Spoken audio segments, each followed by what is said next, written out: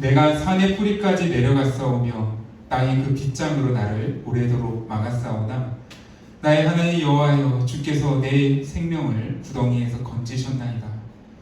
내 영혼이 내 속에서 피곤할 때 내가 여호와를 생각하였더니 내 기도가 주께 이르렀사오며 주의 성전에 미쳤나이다.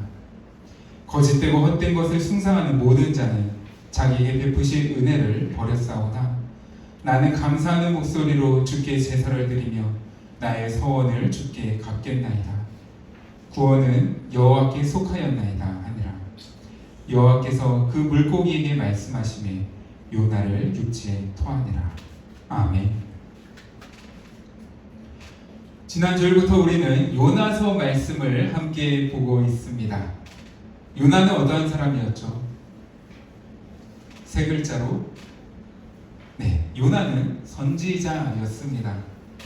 선지자는 말씀을 맡은 자죠. 하나님의 말씀을 먼저 듣고 그 말씀을 가감없이 더하거나 빼는 것 없이 백성들을 향해 선포하고 가르치는 역할을, 그 사명을 가진 자가 바로 선지자입니다. 이 하나님께 말씀을 맡은 자로 세움받는 선지자들에게 가장 중요한 것은 말씀을 전하는 것입니다. 그것이 선지자가 맡은 역할이고 책임이죠. 만약에 하나님께로부터 보냄을 받은 선지자가 하나님의 말씀을 전했습니다. 이제 이 땅 가운데 하나님의 심판이 임할 것이다. 하나님께서 우리의 죄악들을 이제 더 이상 오래 참지 않으시고 심판하실 것이다 라는 말씀을 그대로 전했습니다. 그런데 그때 백성들이 이 선지자의 말을 듣지도 않고 믿지도 않고 회개하지도 않는다면은, 그래서 심판을 받게 된다면은 이때의 책임은 선지자에게는 아무런 책임이 없습니다. 선지자의 책임은 어디까지나 전하는 데까지만 있기 때문에 선지자가 전했지만 그 말씀을 사람들이 믿지 않고 듣지 않아서 회개하지도 않았을 때의 책임은 선지자에게 돌아가지 않는다라는 말입니다. 그런데 만약에 이 선지자가 하나님, 이 백성은 아무리 하나님의 말씀을 전해도 듣지 않는 백성입니다. 이 백성은 마음이 둔하고 목이 곧아서 아무리 말씀을 전한다 한들 듣지 않을 겁니다 라고 생각을 하고 심판을 선포하지 않았어요. 그래서 그 땅 가운데 하나님의 진노와 심판이 임해서 백성들이 심판을 당하게 됩니다. 그때 이 선지자에게 책임이 있을까요, 없을까요? 에스겔 선지서를 보면은 하나님께서 말씀하십니다. 만약 그때 선지자가 전하지 않음으로 백성들이 예고도 듣지 못한 채 심판을 받게 되었다면 내가 그 피해값을 전하지 않은 선지자에게 찾을 것이다. 선지자는 말씀을 대언하는 자로 특별히 부름을 받은 자이기 때문에 사명을 저버리고 외면한 부분에 대해서 하나님께서는 반드시 책임을 물을 것이다. 그 책임은 회피할 수 없다라고 분명하게 말씀으로 가르쳐 주시는 것이죠. 지난주에 우리는 요나 선지자가 어떻게 행동했는지를 살펴봤습니다.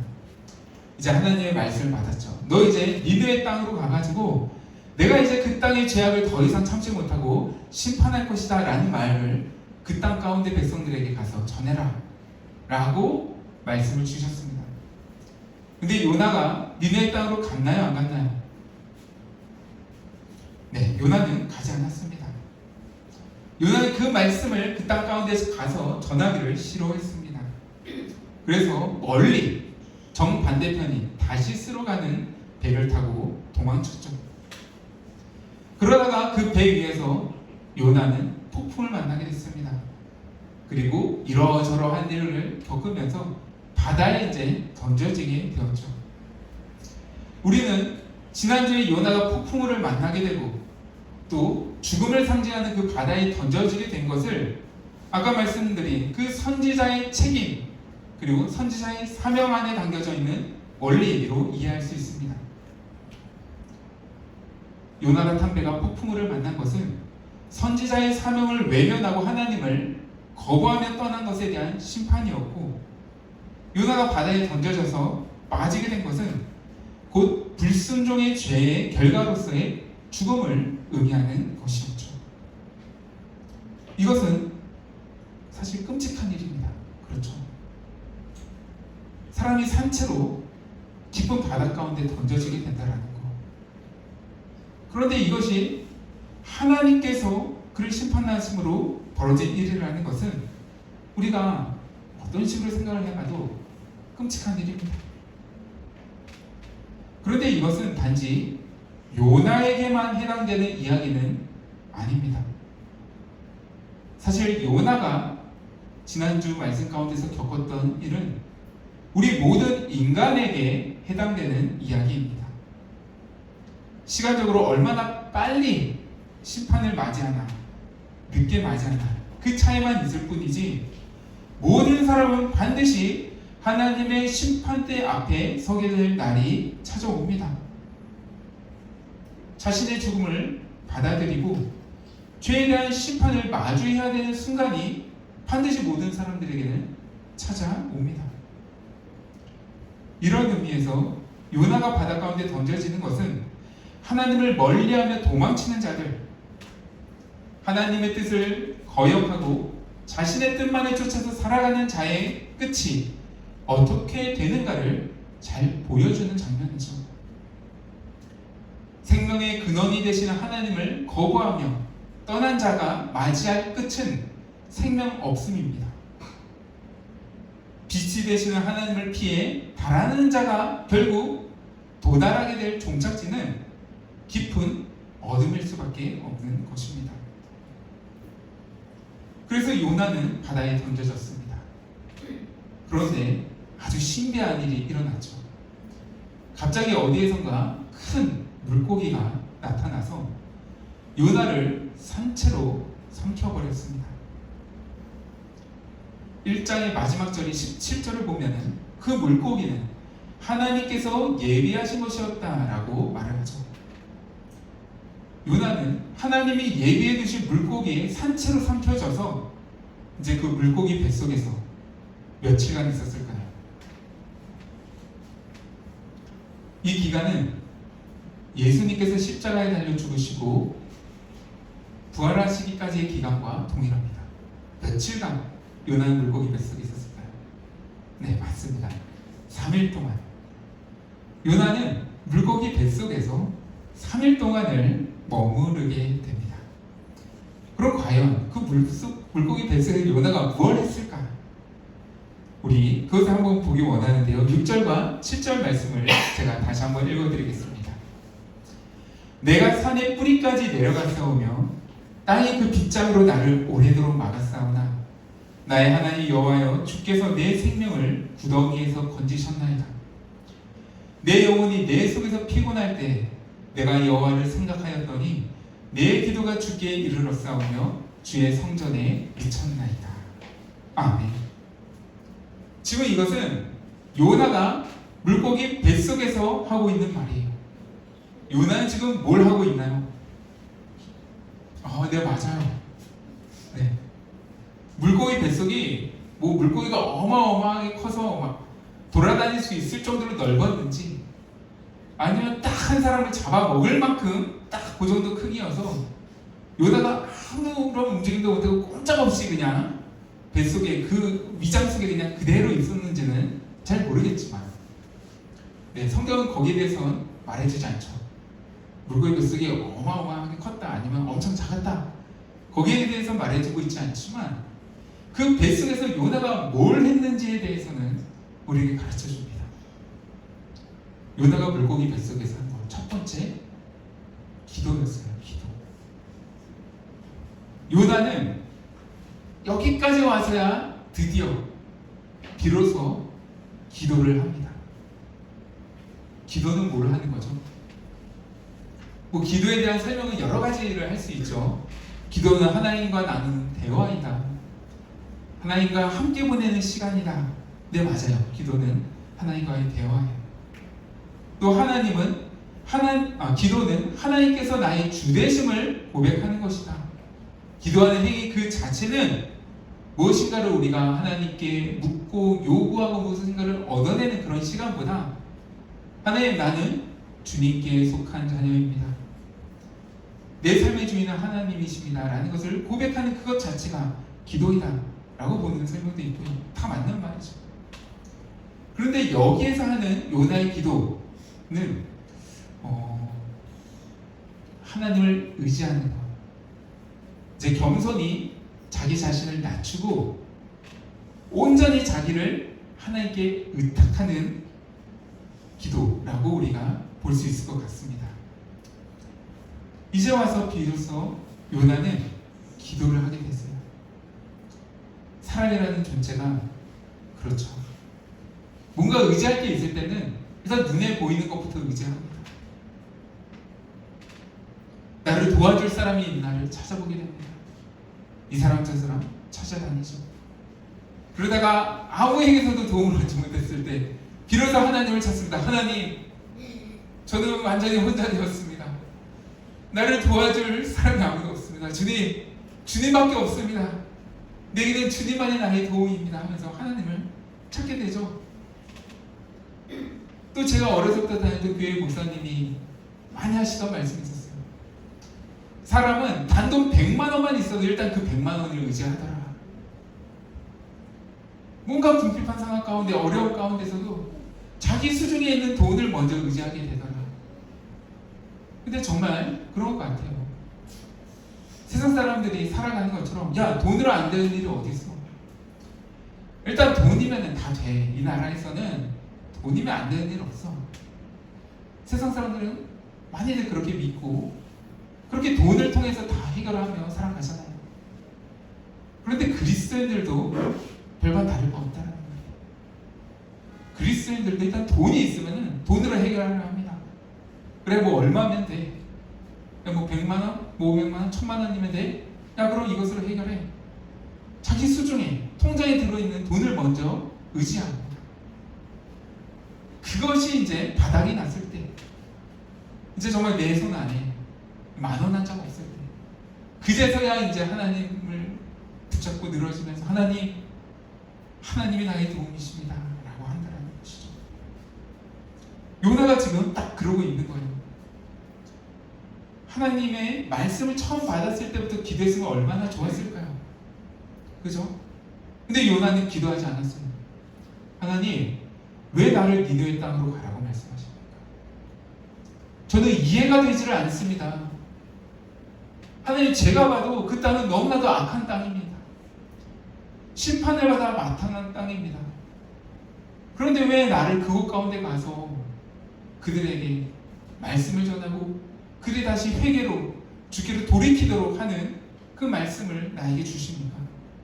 하나님, 저는 이해가 되질 않습니다. 이렇게 처음 말씀을 받았을 때부터 기도를 했으면 얼마나 좋았을까요? 그런데 요나는 기도하지 않았죠. 그래서 막 도망쳤죠. 그 도망치는 과정에서라도 기도했으면 얼마나 좋았을까요? 딱 배를 타고 멀리 도망을 가려고 하는데 다시스로 가는 배를 딱 보게 되었을 때, 하나님, 저 진짜 도망치고 싶습니다. 그런데 이것이 주님의 뜻이 아니라면 여기서라도 하나님 나를 막아주시옵소서. 그렇게 기도했으면 얼마나 좋았을까요? 근데 기도하지 않잖아요. 아, 다시스로 가는 데가 있구나. 완전히 정반대로 도망치면 하나님께서 나를 포기하시겠지 하면서 요나는 기도하지 않고 묻지 않고 그냥 그 배에 올라탔었죠. 아니면 폭풍우가 쳤을 때, 이제 정말 자신의 생명이 위협을 느낄 그 위기 가운데 닥쳤을 때, 그때라도 기도했으면 얼마나 좋았을까. 근데 지난주에도 나눴죠. 다른 모든 사람들은 자신들이 믿는 신을 향해서 내 생명을 구해 주시옵소서라고 기도했을 때, 요나는 땅과 바다를 다스리시는 창조주 하나님을 믿고 그 하나님의 손에 붙들린 선지자라의 사명을 받은 자였음에도 불구하고 요나는 좀처럼 기도하지 않습니다. 이제까지 단 한 번도 기도하지 않았죠. 여기까지 오는 동안에 단 한 번도 하나님을 찾지 않았죠. 그런데 이제 물고기 뱃속으로 들어가게 되었을 때, 이제 이제 자기가 의지할 수 있는 것이 아무것도 없는 물고기 뱃속에서 뭘 의지해요? 자기가 붙잡을 수 있는 게 아무것도 남아있지 않았을 때 이제 이러한 상황이 닥치게 되자 요나는 기도하기 시작합니다. 여호와여, 주께서 내 생명을 구덩이에서 건지셨나이다. 주여, 내가 여호와를 생각하였더니 내 기도가 주께 이르렀사오니 주의 성전에 미쳤습니다. 요나가 아무것도 할 수 없을 때, 이제 온전히 하나님 말고는 다른 그 어떠한 것도 의지할 수 없고 붙잡을 수 없을 때 요나는 기도를 하기 시작했고요. 이 기도로부터 요나의 삶 가운데 또다시 아주 놀라운 반전이 일어나고 회복이 일어나기 시작하게 됩니다. 성도 여러분, 우리 기도를 요나처럼 이렇게 최후의 비장의 카드로 사용하지 맙시다. 지금 요나가 하고 있는 행동은 아주 어리석은 행동입니다. 우리는 기도라는 카드를 아껴둘 필요가 없습니다. 기도를 아무것도 할 수 없을 때 할 필요가 없습니다. 도리어 하나님께서 우리에게 주신 기도는 우리가 뭐든지 할 수 있을 때 해야 되는 것입니다. 모든 가능성이 열려져 있을 때, 내가 이것을 택할 수도 있고 저것을 택할 수도 있고 내 앞에 선택지가 어마어마하게 놓여져 있을 때 우리는 기도해야 되는 것이죠. 내 경험이나 지식, 내가 가진 능력보다 기도 안에서 답을 찾는 것이 성도의 지혜입니다. 내가 다른 방법, 이 방법 저 방법 다 써본 다음에 그래도 안 됐을 때 할 수 있는 게 기도가 아니라, 여러 가지 내가 할 수 있는 일들이 있지만 또 내가 도움을 청할 수 있는 많은 사람들이 내 주변에는 있지만 그럼에도 불구하고 나의 궁극적인 도움, 나를 진짜 선한 길로 인도해 줄 수 있는 분은 오직 하나님이시니 그 하나님께 나아가서 하나님의 도움을 구하는 것, 또 하나님께서 제시해 주시는 방법을 따르기로 주님께 내 모든 것을 의탁하는 것, 그것이 바로 기도인 것이죠. 그러니 우리는 어떠한 일 가운데서든 기도로 승부를 보는 신자가 되기를 소망합니다. 먼저 기도함으로 선택하고 하나님의 뜻을 늘 구하며 나의 뜻을 하나님의 뜻에 맞춰 살아나가는 그런 하나님의 자녀들이 될 수 있기를 간절히 축원합니다. 이렇게 요나는 물고기 뱃속에서 첫 번째로 기도를 했고요. 두 번째는 그 물고기 뱃속에서 요나는 하나님과의 관계를 새롭게 정립합니다. 이어지는 8절과 9절 말씀도 우리 한번 다 같이 큰 소리로 읽어봅시다. 시작. 거짓되고 헛된 것을 숭상하는 모든 자는 자기에게 베푸신 은혜를 버렸사오나 나는 감사하는 목소리로 주께 제사를 드리며 나의 서원을 주께 갚겠나이다. 구원은 여호와께 속하였나이다 하니라. 아멘. 요나가 그 물고기 뱃속에서 두 번째로 한 것이 있습니다. 그것은 바로 하나님과 자신의 관계를 새롭게 정립한 것입니다. 여러분은 하나님을 믿으십니까? 여러분에게 하나님은 어떠한 분이십니까? 여러분은 하나님을 어떠한 분이라고 생각하고 믿고 예배하고 계십니까? 우리가 믿어야 할 하나님이 계시죠. 그 하나님은 우리가 생각해서, 우리가 상상해서 만든 하나님이 아니라 진짜 살아계신 하나님이어야만 합니다. 우리의 예배의 대상은 내가 만든 하나님이 아니라 우리를 만드신 하나님이어야만 합니다. 이것은 너무나도 당연한 말이죠. 그죠? 내가 만든 하나님을 우리는 예배해야 된다라고 생각하는 사람은 아무도 없습니다. 내가 상상한 하나님을 섬겨야 된다라고 생각하는 사람은 아마 아무도 없습니다. 모두가 그것은 어리석은 일이야 라고 말할 것입니다. 하지만 사실 곰곰이 생각해 보면은 우리는 신앙생활을 할 때 진짜 하나님이 아닌 내가 만든 하나님을 섬기고 내가 상상한 하나님을 예배할 때가 많이 있습니다. 요나가 물고기 뱃속에서 깨달은 건 바로 그거였습니다. 우리가 내가 만든 하나님이 아닌 진짜 살아계신 우리를 만드신 하나님을 예배하고 섬기려면은 우리는 들어야 합니다. 하나님의 말씀을 먼저 들어야 합니다. 그래야지만 내가 만든 하나님이 아닌 진짜 우리를 만드신 하나님을 예배할 수 있습니다. 그런데 많은 사람들 안에는 자기가 상상한 하나님이 알게 모르게 자기 안에 있습니다. 이거는 누구나 다 있어요. 이게 없는 사람은 아무도 없습니다. 우리가 예배한다라는 것, 또 하나님에 대해서 알아간다라는 것은 그것을 조금씩 교정해 나가는 과정입니다. 아, 내가 하나님이 이러한 분인 줄 알았는데 실제로 말씀을 보니까 아, 내가 오해했구나. 하나님은 그런 분이 아니시구나. 아, 나는 신이라면 이러한 분이라고 생각을 했는데 아, 내가 예배를 드리며 하나님을 인격적으로 만나다 보니까 아, 내가 오해하고 있었구나. 이렇게 우리 모두에게는 각자가 가지고 있는 하나님에 대한 오해가 있단 말이에요. 근데 예배 시간, 말씀을 배우는 시간은 그것을 조금씩 교정해 나가는 것입니다. 내가 잘못 상상한 하나님을 버리고 말씀을 통해서 하나님께서 계시해 주시는, 가르쳐 주시는 하나님을 배우는 시간이 바로 예배 시간이고 또 말씀을 우리가 대하는 시간인 것이죠. 신약 성경을 보면은 예수님과 가장 충돌했던 무리들이 있습니다. 바로 바리새인들이죠. 이 바리새인들은 가는 곳곳마다 예수님과 계속 논쟁을 벌이게 됩니다. 다툼을 벌이게 돼요. 그런데 그 논쟁의 핵심은 뭐였냐 하면은 하나님이 어떠한 분이신가 하는 것이었습니다.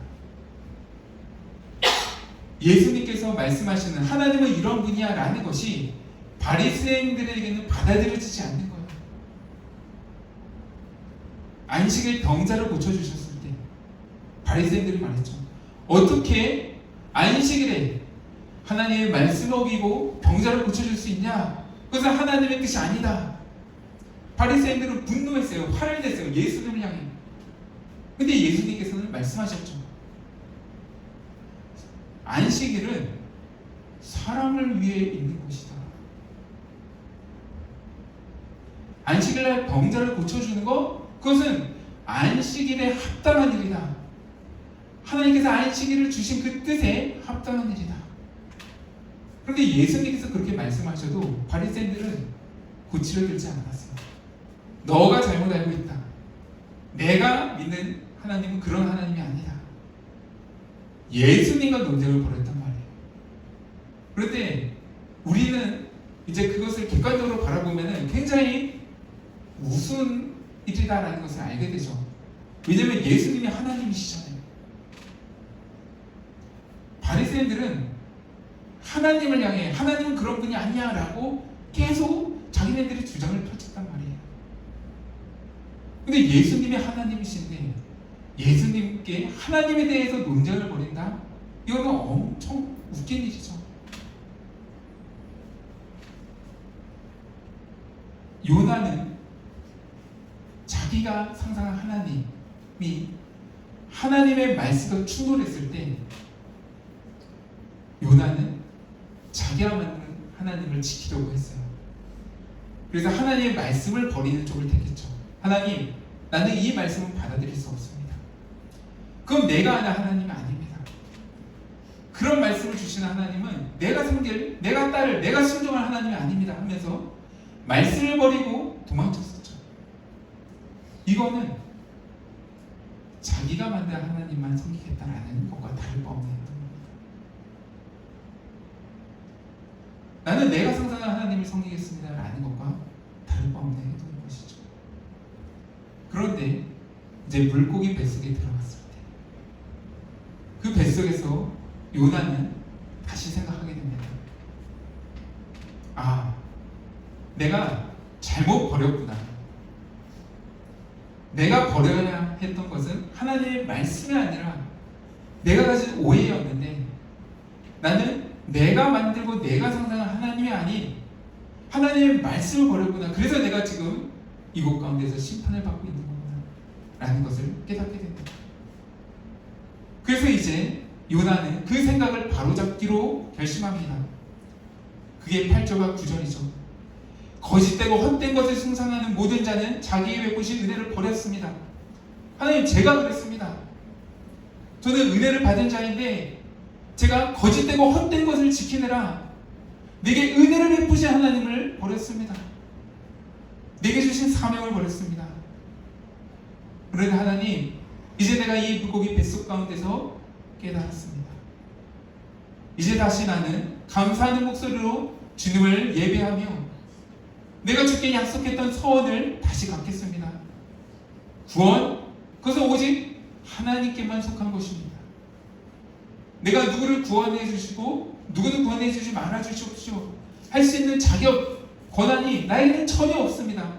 하나님, 이제 내가 나의 주장을 내려놓겠습니다. 나의 이 마음을 주님의 말씀 앞에 철저히 내려놓겠습니다 라고 말을 하고 있는 것이죠. 요나는 이와 같이 자신의 가지고 있었던 오해를 버리고 다시 하나님과의 관계를 새롭게 정립했습니다. 하나님의 말씀과 주권을 그대로 인정하기로 결심하고 하나님을 하나님으로 온전히 바라보게 된 것입니다. 그러자 이제 10절에서 하나님께서 물고기에게 명령을 내리십니다. 마지막 10절 말씀은 제가 읽어드리겠습니다. 여호와께서 그 물고기에게 말씀하시매 요나를 육지에 토하니라. 아멘. 딱 여기까지 됐을 때 요나가 다시 기도하기 시작하고, 요나가 다시 하나님, 내가 만든 하나님은 내가 버리겠습니다. 이제 하나님의 말씀 안에서 하나님을 배워가겠습니다. 하나님께 모든 주권과 구원이 있음을 내가 바라보며 다시 하나님을 붙잡겠습니다 라고 했을 때 이제 하나님께서 그 물고기에게 명령을 내주십니다. 물고기야, 너 이제 너가 삼킨 그 요나를 저 땅에 가서 뱉어라.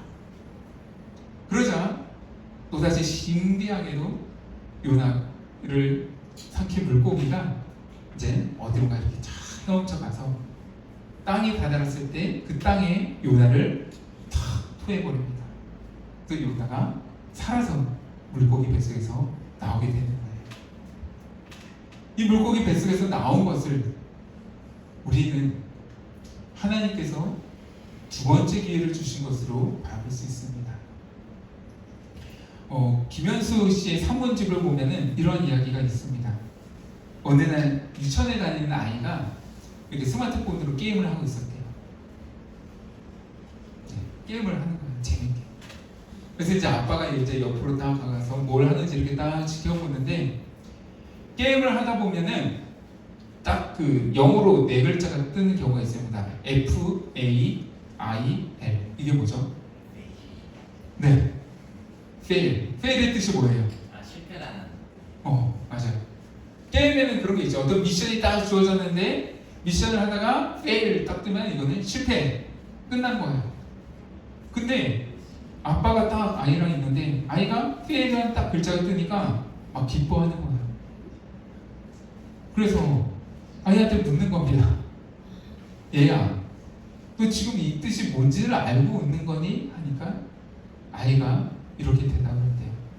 네, 알아요. 네, 알아요. 다시 해도 된다는 거잖아요. 다시 할 수 있다는 거잖아요. 아이는 기뻐했던 거예요. fail이 실패의 끝이 아니라 다시 해도 된다. 또 기회가 있다. 다시 해라 라는 뜻으로 알고 아이는 또 할 수 있으니까 너무너무 기뻐했던 거죠. 요나를 삼킨 물고기가 이제 요나를 땅에 뱉었습니다. 이것은 fail이에요. 넌 지금까지 실패했어. 하나님께서 땅땅땅, 넌 선지자로서 실패했다. 내가 준 말씀을 너는 거역했다. 거기에 대해서 나는 너를 이렇게 물고기를 통해서 심판했다. fail이 뜬 겁니다. 근데 하나님께서 말씀하시는 거예요. 근데 끝은 아니야. 나는 너에게 다시 기회를 주고 싶어. 나는 너를 버리지 않을 거야. 너가 내 말을 거역했지만 나는 다른 선지자를 찾지 않을 거야. 내 뜻은 변하지 않아. 나는 너를 사용할 거야. 나는 너를 통해서 니느의 땅을 다시 회복시킬 거야. 너에게 다시 기회를 줄게. 다시 해보자. 너 다시 내 말을 붙들고 그 땅으로 가라. 이게 바로 물고기가 요나를 뵙게 하신 하나님의 명령이었습니다. 말씀을 정리하도록 하겠습니다. 요나는 물고기 뱃속에서 기도했습니다. 아무것도 할 수 없을 때, 이제 아무것도 붙들 수 없을 때 요나는 기도했습니다. 그런데 이건 어리석은 겁니다. 하나님께서는 우리가 아무것도 할 수 없을 때 기도하는 것을 기뻐하지 않으십니다. 모든 가능성이 열려있지만, 무엇이든 할 수 있지만 먼저 기도로 묻고 구하는 것, 그것이 신자가 가져야 할 올바른 자세고 태도입니다. 또 요나는 물고기 뱃속에서 하나님과의 관계를 재정립했습니다. 그 전에 요나는 자기가 상상한 하나님 때문에 그것을 지키느라 하나님의 말씀을 버렸죠. 하지만 참 하나님은 말씀 가운데 계십니다. 따라서 말씀과 내 생각이 충돌한다면 우리가 버려야 할 것은 내 생각입니다. 말씀이 아닙니다. 마지막으로 세 번째, 하나님께서 물고기에게 명령하셨습니다. 이제 요나를 땅에 토해내라. 하나님께서는 자신의 뜻을 결코 굽히지 않으셨습니다. 요나가 안 해? 그럼 뭐 다른 사람 찾아야지. 하나님은 그렇게 일하시는 분이 아니에요. 하나님은 신실하신 하나님이십니다. 요나를 향한 하나님의 계획은 틀어지지 않습니다. 요나의 실패에도 불구하고 하나님은 그 작정을 바꾸지 않으십니다. 우리를 향해서도 마찬가지입니다. 나를 향한 하나님의 계획, 나의 연약함과 나의 죄와 나의 어리석음이 하나님의 뜻을 바꿔놓을 수는 없습니다. 하나님은 신실하신 분이시기 때문에, 그리고 끝까지 포기하지 않으시는 분이시기 때문에, 작정하신 말을 반드시 이루시는 하나님이시기 때문에 우리 그 하나님을 바라봅시다. 또 그 하나님과 함께 합시다. 그 하나님을 나의 주 하나님으로 고백하며 그 하나님의 말씀에 따라 걸어나가는 우리 모두가 될 수 있기를 간절히